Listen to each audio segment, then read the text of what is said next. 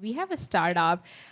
This summer, we're going to start hiring people, and this is like the first time we're going to be hiring people, which is interesting. And we noticed that there are two types of persona if we have to like classify engineers.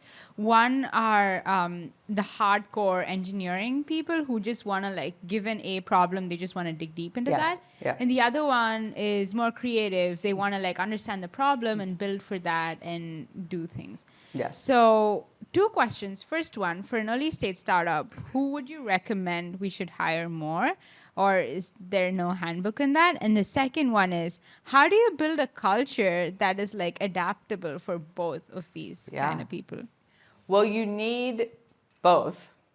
But my answer, all my answers are going to be about context. So depending on what you have to get done in the near term, like the next year, and congratulations, it may be something you need someone who's deeply into the problem space and actually building something quite novel and will focus and focus and focus and solve that hard problem. But you also will eventually need that more creative generalist builder. And I think the question is just where are you in your product development, honestly? But yes, both. And just the order of that depends on where you're at with the product itself, I would argue.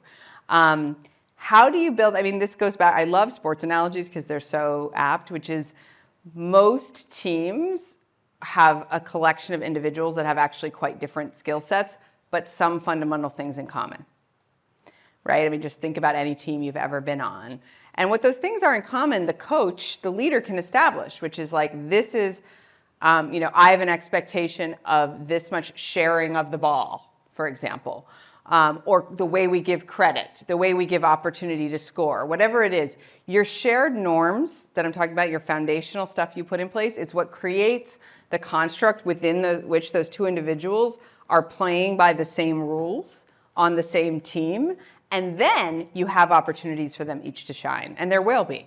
Because back to that thing where if they really see each other, I think some of the best performing teams do an inventory of what do we have around a table? What are your special capabilities? What are your awesome skills? What kind of problems are you really great at? And they actually can even assign work to one another because you've built that self-awareness. And that's the best team. We're all watching the NBA playoffs, I assume. And, there is a person you give the ball to when you need a 3-point shot landed.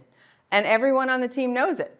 And that's the beauty of sports, but you can create that in your own company too.